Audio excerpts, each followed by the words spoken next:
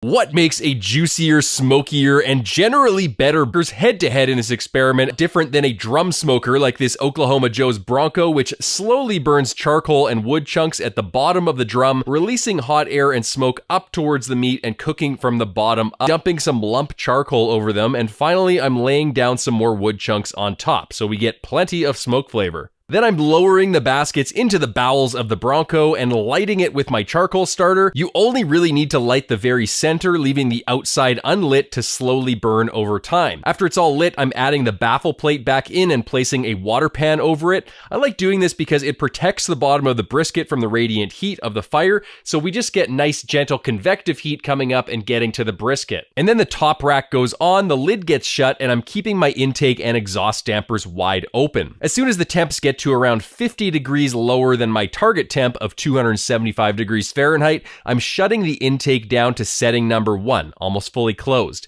And that's going to allow the temperature to slowly creep up and lock in at 275 degrees Fahrenheit. Now I'm placing the brisket on the Bronco and foiling the edges because that's where there's going to be the most convective heat and I don't want the edges to dry out.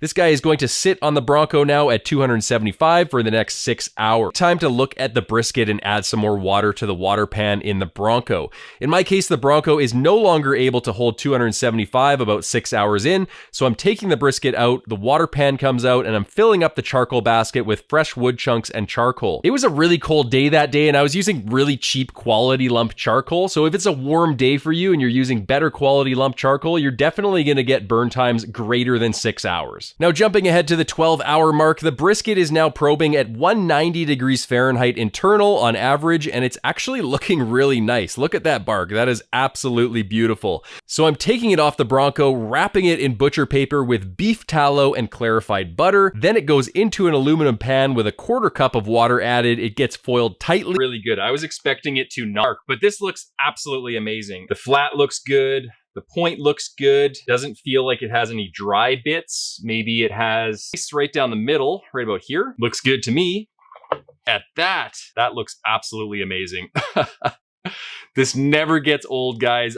Give you guys a little close up there. Woo, that is looking good. The pull test, oh, it's pulling apart so tough. No, I'm just kidding. It pulls apart like nothing. The point is not as cooked. A piece of the flat, give you guys a close up there. We'll pull it apart. That cap is pretty well rendered. You can see that it has a little bit of a yellow ring here on the outside of the fat cap. And that's a good sign. That tells me that the fat cap was getting some heat